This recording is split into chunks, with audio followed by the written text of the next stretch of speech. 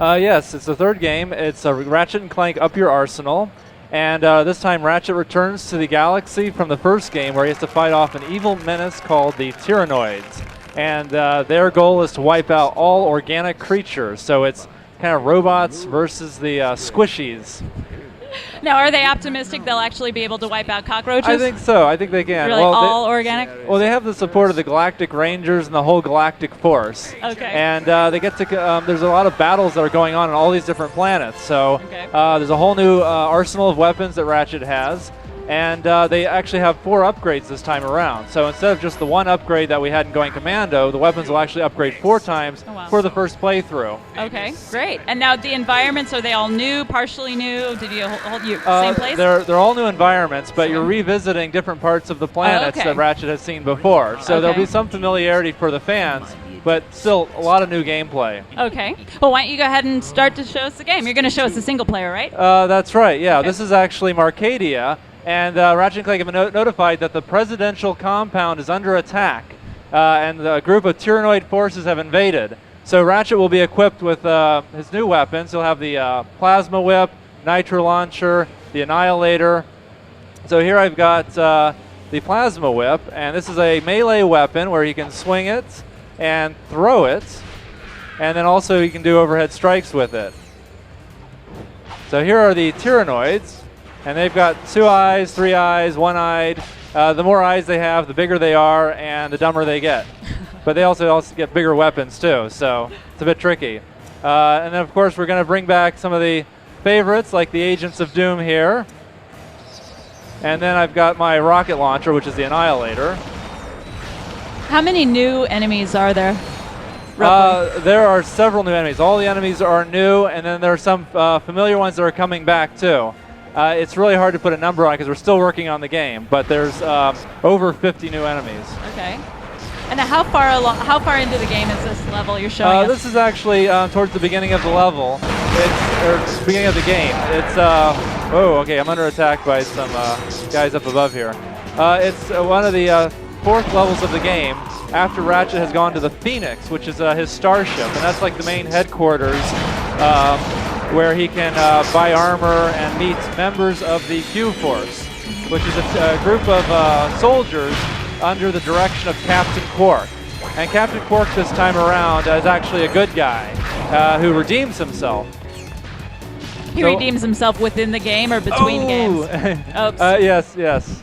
So actually I'm going to show you a different level where I get to free fall down to the battle below. Okay. And this is Veldin. This was Ratchet's home planet that's now under attack by the Toroids as well. Okay. And I can show off some of the Nitro Launcher, some of the weapons that upgrade.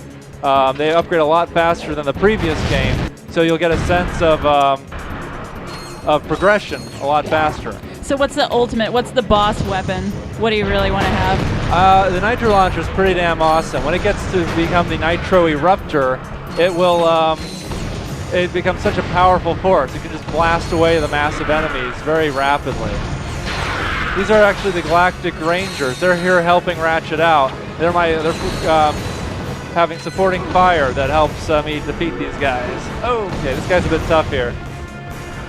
So Ratchet's hit points go well over 100 this time. We're bringing back all of the RPG elements.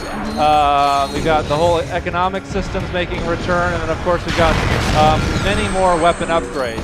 There's also the battlefields that Ratchet can fight in. I'm actually heading towards the battlefield right now. Okay. And then I just upgraded to the Nitro Launcher V2, so it has a much larger damage, a different damage effect, and it's much more powerful too. So this is like the first level of the game, and many of you may remember that the levels aren't nearly as intense for the first one. So it's very early, and a lot of stuff's going on here. Here we got a battle with the Toroids, who are now fighting the Rangers over here, and I'm going to sneak up and take a few of these guys out. And I'm going to quickly go to the drop ship, which is going to allow me to free fall to the battlefield below.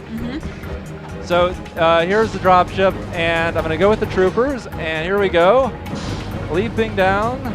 I've got full control here. I can fly around. Wow. Since this is an earlier mission, there are no mortar rounds coming at me, but in later levels I'll actually have some stuff to dodge and there'll be some gameplay here. Okay. And then I can kind of pick my landing. I'm going to kind of hang back a bit. Land over here. And so then they're going to hang back while I got to fight these guys. These are more open-ended environments. There's multiple objectives that you can do. So this is where enemies kind of come from you at all sides, and you have to constantly monitor where they're coming from. Now the Nitro launcher here is just upgraded to the Nitro Eruptor. It's got a much more powerful effect, and it just basically immediately decimates anything near it. What's its range? Its range is pretty much tripled from the Nitro launcher. Okay. Oh, I gotta get this guy. All right, so I'm gonna take out some of the remaining guys, where then I finally get this showdown with a couple more Toroids. We have a Toroid mech there, and then there's a Toroid APC. Whoa, that guy's nipping at my ankles. And, oh. Okay, I think I took him out. These weapons are upgrading so fast right now, so it's just, they've become so powerful. It just takes one shot. Now, what have you put into this third game that fans of the first two have really called for? What have you really thought about? What have they responded to? We have a lot more exotic weapons. You know, people loved like the Sheepinator, and they like the Agents of Doom, and we've got the Rift Inducer now, which will create miniature black holes that sucks enemies up into them. We've got the Infector, which will infect enemies, causing them to attack one another, and then there's the Infecto Bomb, which will immediately infect everyone. So there's a lot of really crazy weapons, and then of course we got the whole multiplayer aspect. Right, tell me about that. Well, this allows 2 teams of 4 to fight against each other to try to take each other's bases. And along the way they'll encounter nodes, and the nodes give our strategic points where they can respawn at these node points, and they'll get allied drones, they'll get vehicles like ground vehicles and flying vehicles, and then there's the APC, and that's where all members of a team can pile in and try to take the other team's base. And we've been getting incredible feedback from all our play tests and focus groups, and people just have been having a really good time. So we're really excited about seeing the reaction. And the fact that now we as developers can play against our fans, we're really looking forward to that. Absolutely. And when is the game expected to launch? It's in November. Okay, great. Well, thank you so much for your time. Thank you. Thank you.